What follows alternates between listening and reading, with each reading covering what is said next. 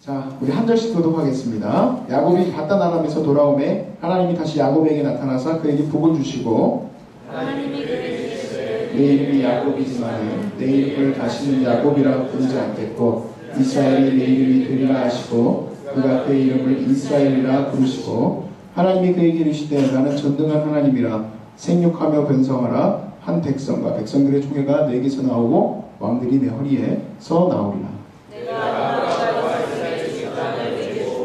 내가 내 손에게로 그 땅을 주리라 하시고 하나님이 그와 말씀하시던 곳에서 그를 떠나 올라가시는지라.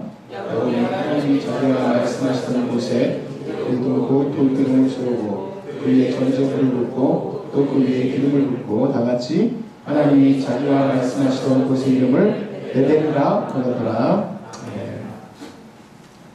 저한테 혹시 신앙생활 이제 믿으려고 하는 사람 말고요. 이제 예수님을 믿고 살아가는 사람들에게 신앙생활의 핵심적인 것이 한 가지만 있다면, 복잡하니까 한 가지만 있다면 좀 말씀해 주시자면 근원적인 거, 가장 중요하고도 근간이 되는 것 하나가 있습니다. 그것을 제가 말씀드리자면 바로 이 말입니다. 하나님께서 바로 여러분을 사랑하신다는 것. 하나님께서 나를 사랑하신다는 것을 믿고 시작하는 게 그 신앙생활입니다. 제가 이 말씀 드린 게 이번에 우리 수련회 강사로 오시는 그 강사님 중에서 그 사랑할 때 버려야 될 것들, 옛날에는 그 직제명이 있는데 지금 이제 결혼은 잘하는 방법인가 그걸 바꾸더라고. 근데 나는 사랑할 때 버려야 할 것들이 더 좋은 제목인데 잘 안 팔렸는지 아무튼 바꾸셨어요. 그 문지원 원장님이 이번에 두 번째 강의로 오세요. 그 미소의원 원장인데 그분이 쓰신 챕터 중에서 그런 게 있어요. 뭐냐면 사랑하는 사람, 이게 서로 사랑하잖아요. 그럼 사랑하는 사람들 안에는 어려움이 없을까? 우리가 사랑한다면 어려움이 없을까? 하는 챕터가 있어요.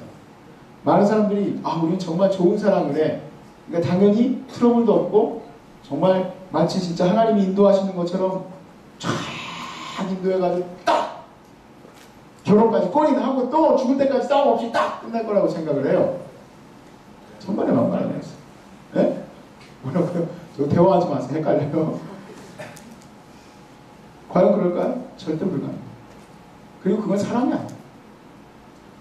사랑이라는 거는 두 사람의 관계 속에서 어려움이 있을지라도 그것을 사랑 안에 있기 때문에 해결해 나가는 거예요.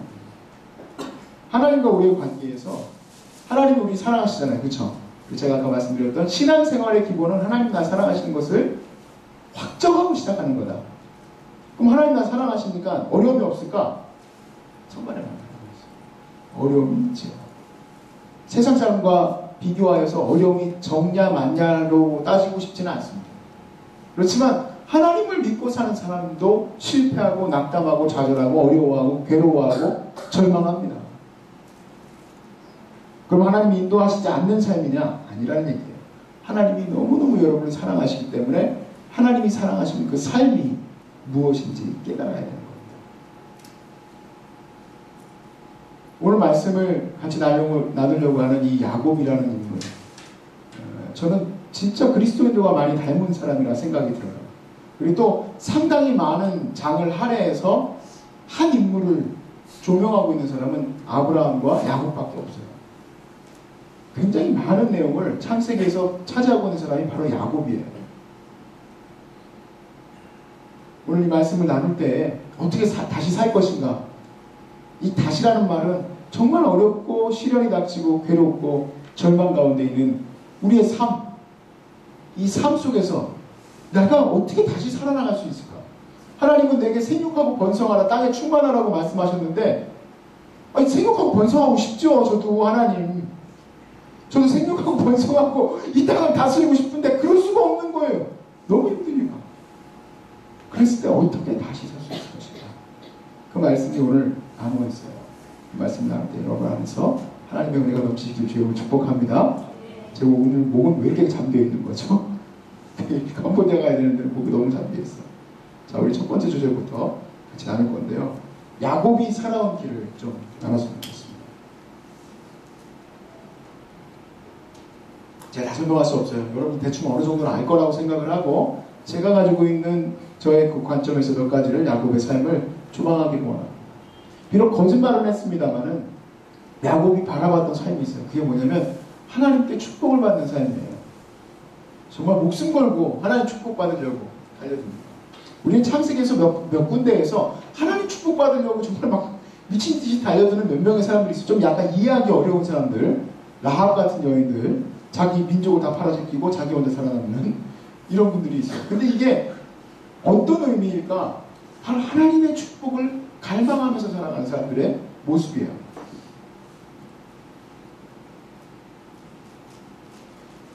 그렇게 하나님의 축복을 갈망하고 하나님께서 축복을 해주실 것을 믿고 탁 스타트하고 시작하는 그의 삶이 처음부터 끝까지 시작했을 때 야곱은 정말 축복받을 삶을 요청했던 사람입니다. 그래요? 어떻게 살았는데요? 하고 열어보니까 장난이 아니고 이 사람의 인생은 늘 시련과 고통과 어려움이 가득해요. 우리가 생각하기에는 하나님의 축복을 갈망하고 살았으니 당연히 좋은 삶을 살고 당연히 평강하고 당연히 평안하고 무슨 일을 하든지 형통하고 다 그렇게 살아야 되는 거 아닌가 하고 생각하는데 야곱의 삶을 돌이켜보면 그렇지 않다는 얘기예요. 사실 또 따지고 보면 그래요. 하나님의 축복을 갈망하고 살았지 않았다면 애시당초 집을 떠날 이유도 없었어요. 그렇죠 여러분? 집을 떠나게 된 배경이 뭡니까? 하나님 축복을 갈망해서 그렇게 된 거 아닙니까? 하나님 축복을 아예 갈망도 하지 않았다면 야곱이 뭐 에서한테 죽을까봐 두려워 도망다니고 돌베개 베고 자고 바다나라보로 가서 자기 삼촌네 집에서 그렇게 몇 년씩이나 노예 생활처럼 그렇게 살아가고 그래야 할 이유가 뭐가 있겠어요? 엄마가 얼마나 자기를 사랑해주는데 엄마의 품에서 그냥 살면 되지. 그런데 야곱은 그 길을 선택했어요. 축복이 하나님의 축복. 그래서 그가 그 선택한 길을 통해서 결론부터 얘기를 하자면 창세기 35장 11절에서 12절 오늘 본문이에요. 이 본문의 축복을 받게 되는 겁니다. 그가 그 축복의 길을 선택을 했고 선택하면서 그 문을 박차고 나가면서 겪게 되는 그 삶은 어마어마한 삶이지만 결국에는 그 도전 안에서 겪게 된 결론이 오늘 본문이에요.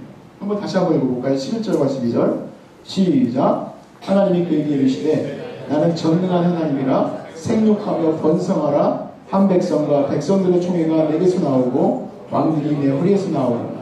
내가 아브라함과 이삭에게 준 땅을 내게 주고 내가 네 후손에게도 그 땅을 주리라 하시고. 우리가 최초에 말했었던 아브라함 때로 다시 돌아갑시다. 생육하고 번성하고 땅에 충만하라고 얘기하셨던 그 아담. 죄를 짓지 않은 상태에서의 아담.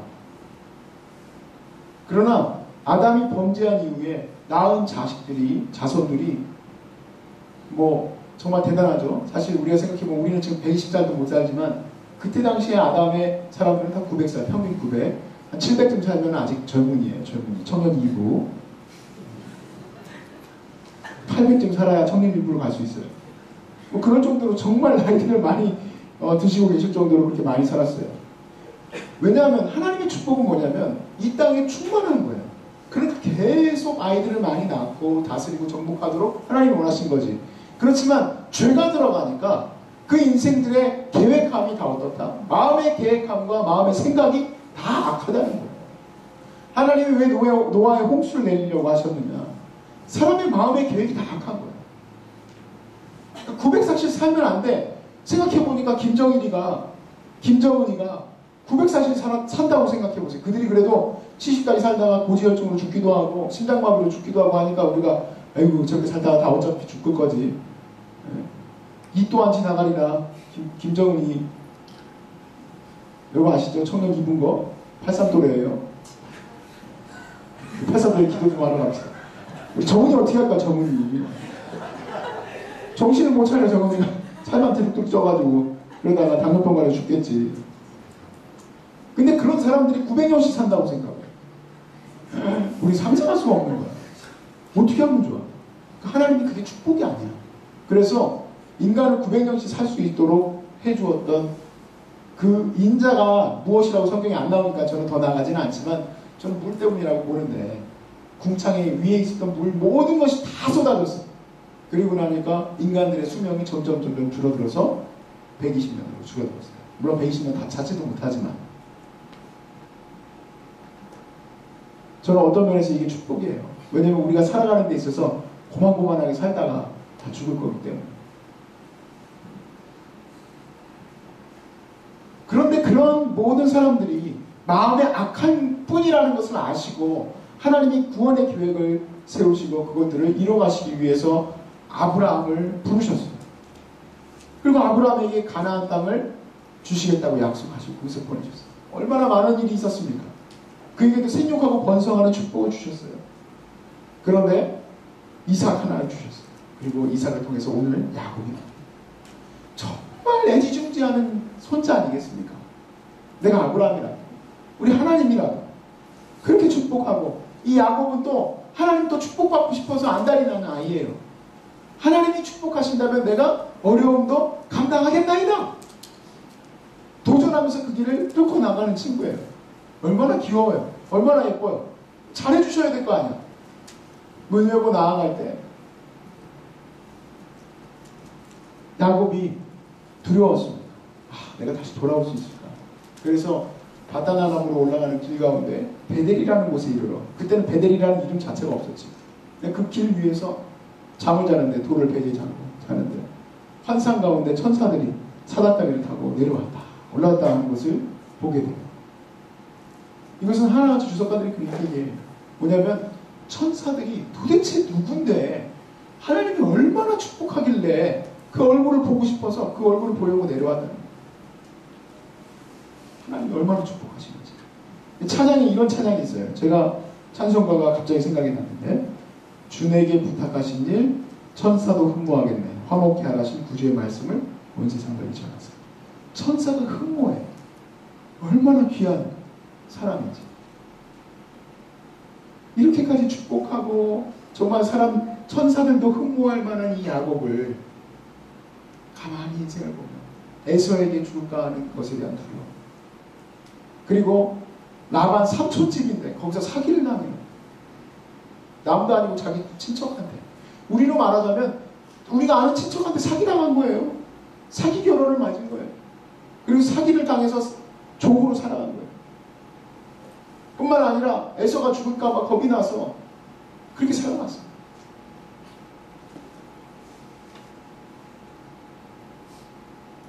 또 거기다가 자기 자식들이 서로 간에 시기하고 질투하고 비호하고 해서요. 자기가 너무너무 사랑하는 라헬의 아들 요셉. 요셉 맞죠? 네. 요셉을 죽었다고 하는 거예요. 그러니까 지금 야곱의 머릿속에는 지금 요셉은 죽어 있는 거죠. 아직 살아있잖아요. 얼마나 마음이 아프겠어요. 그것도 모질라서 지금 어떤 일이 일어나는 겁니까? 자기 사랑하는 딸 디나가 세상에 어떤 일이 있을까? 세상 문화를 보고 싶은가? 우리 자매들, 그렇죠? 우리 백화점에 가면 세상 문화가 보고 싶잖아요. 그렇죠? 그것을 보려고 나갔어요. 그래, 우리 늘 기찬밤마다 기도하던 어떤 한 자매가 오늘은 그래도 길러리아 뒤쪽으로 한번 가보고 싶다. 길러리아 뒤쪽에서 속으로 활동을 하려고 나갔는데 거기서 무슨 일을 당합니까? 강간을 당해요. 딸티나. 그리고 와서 다행인지 불행인지는 몰라도 자기 딸을 강간했던 세겜이 희위 족속 가운데 세겜은요 권위 있는 자라고 본문에 나와요. 굉장히 나름대로 영향력 있는 사람이에요. 함부로 대하면 안 되는 사람인데 이 세겜이 그렇게 하고 나서 내가 디나를 너무너무 사랑합니다. 어떻게 하면 되겠습니까? 그럼 다 할례를 받아라. 다 할례를 받기로 작정한 거예요. 그랬는데 디나의 어머니가 이제 4명이잖아요. 근데 그 가운데서 자기 같은 배에서 난 레미와 시몬이 열받아가지고 디나의 오빠들이거든요. 가서 지금 3일쯤 됐을 때 할례 받고 3일쯤 되면 많이 힘들거든요. 누워있는데 거기 가서 남자들 다 죽이고. 그 일로 인하여 야곱은 지금 너무 두려운 거예요. 여러분 가나안 7족속 전체가 지금 규합을 해가 자기는 그냥 유목민일 뿐이야. 늘 그냥 주님 앞에서 난 아무것도 아닙니다. 난 죽지 않도록만 해주십시오. 목숨만 살려주십시오 하고 살아가는 이 야곱이 지금 당한 일은 너무 감당할 수 없는. 산 넘어 산이야. 뭐 하나 해결하고 나면 또 어려움이 또 닥치고 또 어려움이 또 닥치고. 여러분 그래서 34장 30절을 한번 보십시오.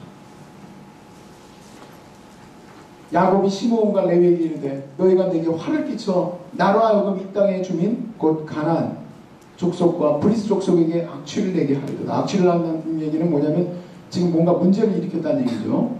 나는 수가 적은즉 그들이 모여 나를 치고 나를 죽이리니 그러면 나와 내 집이 멸망하리라. 두 번째 주제, 어떻게 다시 살 것인가. 그가 이렇게 두려움과 문제와 시련 가운데 처해 있을 때 누가 그 문제를 해결해 주느냐. 야곱 스스로가 그 문제를 해결해 나갈 수도 있지만 놀랍게도 이 장면을 보면 하나님이 그를 초대해요. 하나님께서 그에게 야곱이 살아갈 수 있는 방법에 대해서, 야곱이 살 수 있는 길에 대해서 열어주세요. 야곱이 찾아간 게 아니에요. 하나님이 직접 찾아오세요. 35장 1절입니다. 오늘 본문의 1절이죠. 하나님이 야곱에게 이르시되 일어나 베델로 올라가서 거기 거주하며 내가 내 형 에서의 낯을 피하여 도망하던 너에게 나타났던 하나님께 거기서 제단을 쌓으라 하신지라. 여러분 생각해보세요. 이 제단들이라는 것은 무슨 말입니까? 지금 가나안 7족속 가운데서 가장 권위 있었던 히위 족속 중에서도 그때 당시 세겜추장을 지금 지 아들들이 지금 정신이 나가서 죽였는데 지금 뭘 방비해야 돼? 도망가든지 야만도주를 하든지 두려우니까, 아니면 뭐 전쟁을 준비하든지 해야 될 텐데 하나님이 주시는 말씀은 뭐냐면 야곱 짐 싸가지고 와가지고 예배 드리러 와라. 예배 드릴 장소가 어디냐? 옛날에 너 도망갈 때 나한테 예배했어. 그 장소다. 베델이다. 그리로 올라가. 황당한 거죠. 우리 마음속에 그럴 수도 있어요. 하나님, 내 상황이 어떤 상황인데 지금 예배나 드리라고 하는 겁니까? 지금 내가 기도할 때입니까? 지금 난 죽을 것 같은데. 제가 참 어려운 고민에 빠져있는 청년들하고 만나기를 참 원해요. 전화를 하면 전화도 안 받으려고, 잠적했어. 전화도 안 받으려고 하고, 심지어는 전화를 받고 잠깐 보자고 해도 보기도 꺼려요. 보고 만나서 제가 범회를 합니다. 너 이러지 말고 기도해요. 하나님 앞에서 기도해요. 굉장히 낮이 빛이 어두워져요. 지금 내가 기도하러 가고 싶지 않아도 그런 마음이 안 생기나요? 우리가 요즘에 그 야고보서 GBS를 이제 시작합니다. 이번 주에 여러분 주일날 맞이하게 되는 본문 중에도 하나인데, 야고보서 1장 2절에 보면 참 이해하기 힘든 본문이 하나 나와요. 야고보 기자가 이렇게 얘기합니다. 내 형제들아, 너희가 여러 가지 시험을 당하거든 어떻게 하라고 나옵니다. 온전히 기쁘게 여기라 그래. 여러 가지 시험을 당하면 그 방법이 있어야 되는데, 다시 살 방법이 있어야 되잖아요. 근데 야고보는 기쁘게 여기라.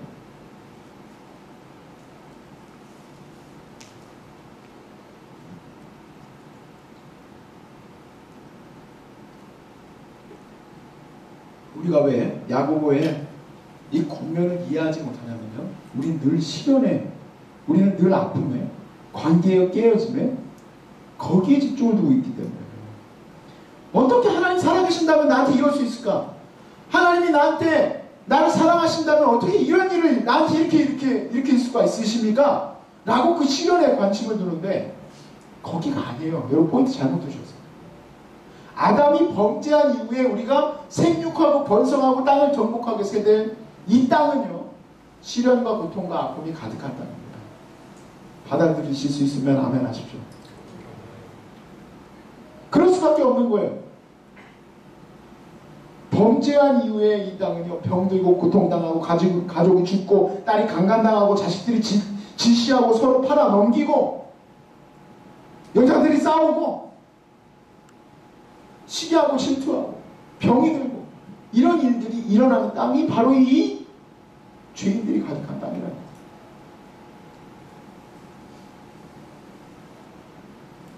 이 어려운 시련과 아픔이 가득한 땅 가운데서 그리스도인이 선택해서 살아간 삶은 둘 중에 하나입니다.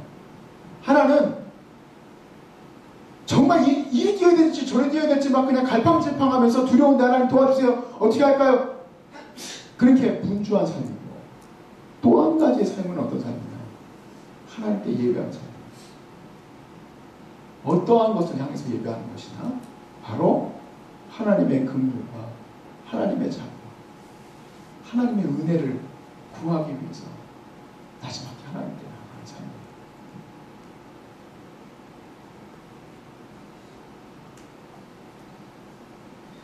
저는 하나님께서 초대한 이 길이 굉장히 두려운 길이라는 사실을 알게 됐습니다. 왜냐하면 그가 완전히 무장 해제를 해야 되거든요. 지금 자기를 보호할 수 있는 것이 아무것도 없는데 무장 해제를 하고 베델로 올라가요. 예배 처소로. 여러분 35장 우리가 지금 계속 나누고 있는데 2절 말씀을 보세요. 3절. 우리가 일어나 베델로 올라가자. 내 환난 날에 내게 응답하시며 내가 가는 길에서 나와 함께 하신 하나님께 내가 거기서 제단을 쌓으려 하노라. 제단 쌓으러 가는 야곱이 그 베델로 올라가면서 지금 마음속으로 깊이 묵상하며 가야 될 것은 그를 지금까지 한 걸음 한 걸음 인도해 주신 하나님을 그가 느끼고 있다는 사실을 보게 됩니다. 그리고 놀라운 것을 보게 돼요. 근데 야곱은 알 수 없는 거예요. 하나님이 다만 그렇게 하셨어요. 야곱이 결단하고 베델로 올라갈 때 하나님이 처리하신 일이 있어요. 그게 5절입니다. 같이 한번 읽어볼까요? 5절은 중요하니까. 시작. 그들이 떠났으나 하나님이 그 산을 고운일로 크게 두려워하게 하셨으므로 야곱의 아들들을 추격한다. 세상에 야곱의 아들들을 추격하는 자가 없게 누가 만드셨습니까? 하나님이 만드셨어요. 여러분이 예배하러 나가는, 기도하러 나가는 그 시간을 하나님이 지켜주신다는 얘기입니까? 아닙니까? 지켜주신다는 얘기입니다. 지켜주신다. 우선순위가 잘못됐어요. 우선순위. 왜 이렇게? 그렇게 분주해요. 우선순위가 잘못됐기 때문에.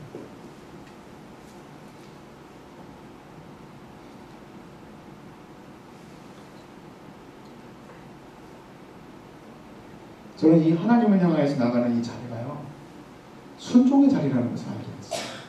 순종의 자리. 그러니까 자기 자신을 다시 세우는 거예요. 맞추는 거예요. 무엇인가 우리가 마치 그 기타도 튜닝이 풀려나가고 조금 있으면 저 튜닝이 이제 풀리거든요. 그래서 다시 맞추는 거예요. 내 자신도 풀려지는 거죠. 우리가 신앙으로 살아갈 때 하나님의 사랑 위에 서 있는지 확인해야 되는 작업이 매일같이 필요해요. 내 마음속에 하나님을 향한 원망과 불평이 가득해지기 시작하는 것은 우리가 그 작업을 못하고 있는 거예요. 그리고 자기에게 생기는 문제들만 끌려고 뛰어다닐 수밖에 없게 돼요. 결국엔 번아웃 돼요. 그리고 결국엔 하나님 앞에서 왜 하나님 나를 이렇게 인도하십니까? 그렇게 말도 안 되는 기도를 하게 될 수밖에 없게 돼요.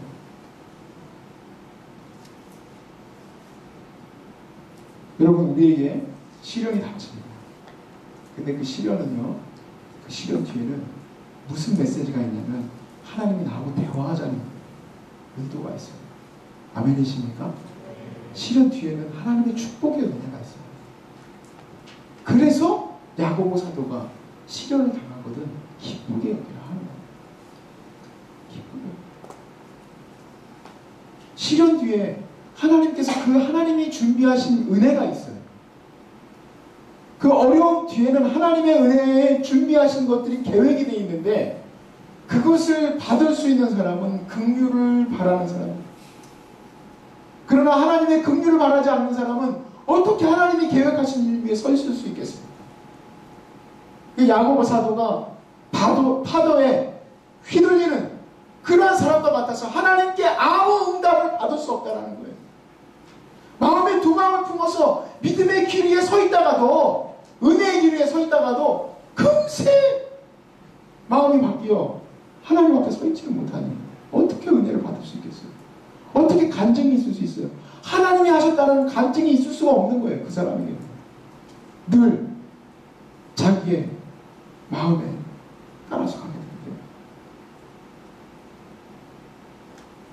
여러분, 우리가 모든 것을 다 잃어버린 것 같고 마치 오늘 사자와 같이 달려드는 그 시간 가운데 여러분 이 자리에 나오셨어요. 저는 감사하게 생각해요. 정말 여러분이 이 자리에 나오는 것은 하나님 은혜입니다. 하나님, 이 자리가 어떤 자리입니까? 베델이에요. 하나님의 은혜를 받는 자리. 세 번째, 여러분 이 베델이 이 자리뿐만 아니라 여러분 삶 속에서 베델이 있는지를 한번 점검을 해보십시오. 여러분이 각 시간대마다 당하게 되는 어려움들이 있고 또는 결정해야 되는 일들이 있고 그런 어떤 모든 시험 가운데 있을 때 꼭 특별한 예배들이 있었으면 좋겠어요. 여러분 기억 가운데 그런 예배들이 있고 그런 간증들이 있었으면 좋겠습니다. 좀 그런 경험들이 필요합니다. 저 같은 경우에도 제가 이 한국 땅을 떠나서 미국으로 들어가게 될 때까지 상당한 기간 동안 하나님께 그 문제를 놓고 기도를 했어요. 하나님 정말 주님 내가 어떻게 하셨으면 좋겠습니까? 내 마음을 점검케 하시고 내 마음에 여러 가지의 문제들을 깨닫게 하시고 사람들에게 내게 마음에 공부할 수 있는 마음도 주시고 저는 할 수 있는 사람이 아니었거든요. 우리 아버님이 개척교회인데 무슨 제가 유학을 합니다. 말도 안 되죠. 200만 원 들고 간다는 게 말이 됩니다. 거기 가서도 제가 잘 있었던 또 곳에서 전혀 아무것도 없는 곳으로 가게 됩니다. 믿음의 길을 선택해야 될 때 참 많은 기도를 했어요. 하나님이 그때그때마다 주시는 은혜의 말씀들이 있어요. 그리고 그 말씀들은요 잊을 수가 없어요. 잊을 수가. 어떻게 잊겠어? 내게 해주신 말씀입니다.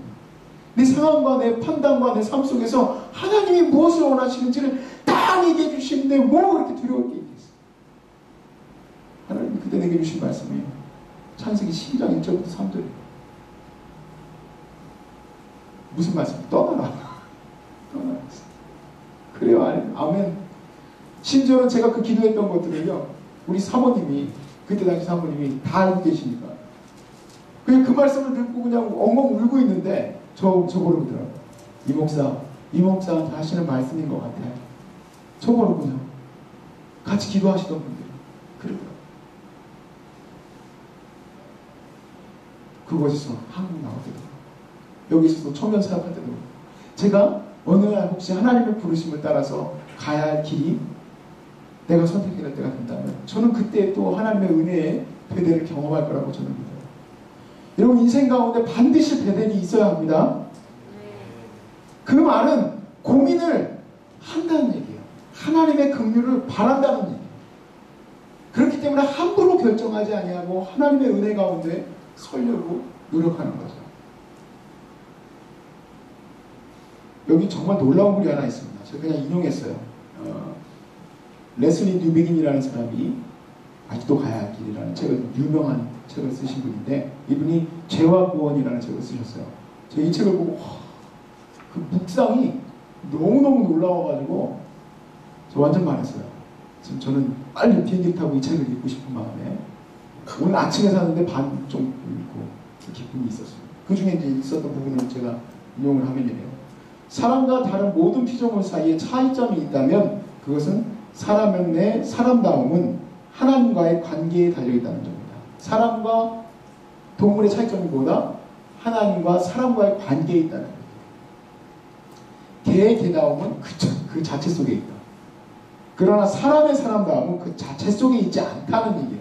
개 자체 속에 개의 본성이 있는데 사람다움은 사람 자체에 없어요. 그럼 어디 있느냐?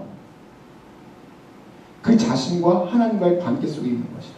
만일 이 관계가 파괴되면 그는 더 이상 인간이 아니고 짐승이 되고 만다. 사람의 사람다움은 하나님을 믿고 사랑하고 순종하는 관계를 그분과 맺고 하나님의 사랑을 받으며 살아가는 데 달려있다. 나는 죽겠는데 나 안 사랑하는 것 같은데 지금 이들이 뭐라고 합니까? 하나님의 사랑을 받고 살아가는 데 있다.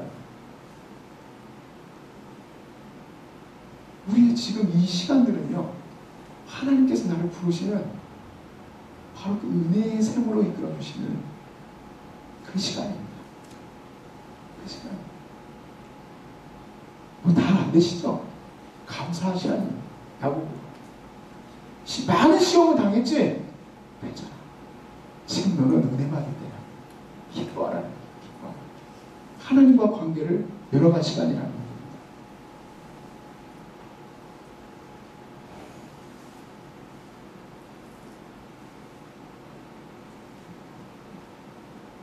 우리가 바라는 인생은 행복한 인생이에요. 우리가 바라는 인생은 평범하고 제발 평범했으면 좋겠어. 제발 누가 안 건드렸으면 좋겠어. 예전에 어떤 한 친구가, 지금 여기 이제 그 친구 안 왔는데 늘 기도하러 오는 친구니까 오늘은 안 나왔는데, 안 나왔으니까 오늘 그 친구 얘기를 좀 할게요. 조심해. 오늘 안 나오는데 그 친구 얘기를 할 거야. 그 친구가 자기는 꿈이 있다면 경비원이라도 하고 사는 게 꿈이래. 꿈이야. 너무 신기해. 왜냐면 그 친구는 되게 똑똑하고 정말 촉망받는 과학자인데 자기는 꿈이 뭐냐면 경비원하는 게 꿈이야. 그냥 평범하게 살고 싶은 거야. 주목받고 싶지 않아. 자기는 그냥 평범하게 살고 싶어. 근데 내 꿈도 그랬어요. 평범한, 정말 토끼 같은 자식들과 여우 같은 아내를 두고 평범한 월급쟁이처럼 살아가고 싶어. 그런데 우리 인생의 목표는 행복이 아니에요. 행복할 수 없다라는 거야. 세팅은 아까 우리가 얘기한 거야. 우리의 세팅은 내 자식들이 서로 죽이고, 강간하고, 병들고, 지치고, 죽고, 낭망하고, 어려워지고, 내가 뭐 하려고 하면 막 안 되고, 이게 우리 인생의 세팅이라니까. 감사한 일이야. 내가 다 잘 되고 살았다면 난 벌써 아담보다 더 못한 죄를 짓고 살겠지. 내가 하나님보다 더 높아지겠지. 얼마나 안 되니까 감사해. 축복이지. 우리의 목표는 내 인생에 평안하고 행복한 그 삶이 아니라 하나님과 관계를 맺고 살아가는 게 내 목표예요. 하나님의 사랑을 깊이 누리는 게 내 목표예요. 하나님의 사랑에 대해서 깨닫게 되고 하나님의 사랑에 대해서 알게 되는 게 우리 인생의 목표입니다. 사랑하는 젊은이 여러분.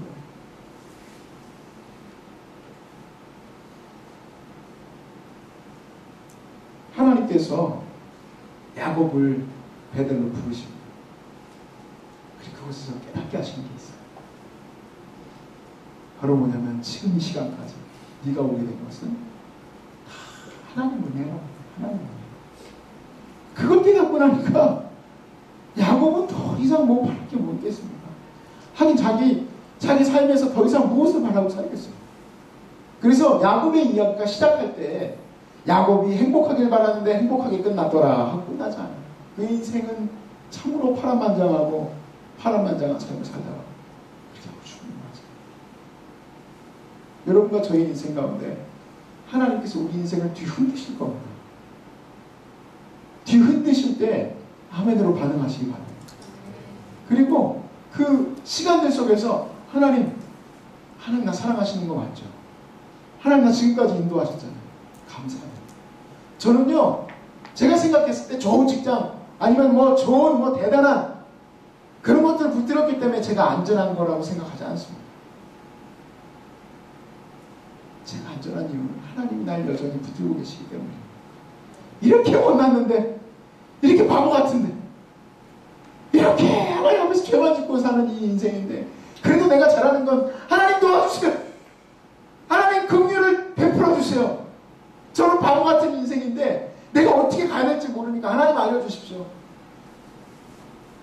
다른 목사님들은 다 그렇게 참 멋있고 목소리도 멋있고 설교도 다 멋있게 하는데 나는 왜 이렇게 거칠까? 가끔가다 그런 생각을 해. 왜 이렇게 나는 거칠지? 나도 좀 멋있었으면 좋겠다. 좀 이렇게 좀 신사답고 좀 나를 거친 목회로 의식하시라. 가끔 막 울어. 내가 어제는 엊그저께인가 한 자매하고 복음에 대해서 얘기하는데 걔가 잘 모르더라고. 복음이 뭔지. 복음은 있잖아. 니는 아무것도 할 수 없다라는 사실을 깨닫는 거야. 거기서부터 시작돼. 그래 너를 하나님 너무 사랑하셔가지고 너에게 이 질그릇 같은 이 인생 가운데 하나님의 복음을 담아주신 거야. 그걸 전하라고 담아주신 거야. 눈물이 뚝뚝 날라고 그래. 너무 바보 같은 거야. 내 모습이. 왜 이러지 나 또. 혼자 감격해가지고 그 복음에 감격해가지고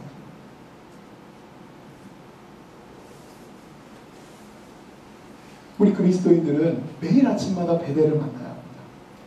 매일 아침마다 매일 그 순간마다 하나님께서 여러분에게 깊이 은혜를 주세요. 그것을 갈구하시고 응답하시길 주의 이름으로 축복합니다. 네.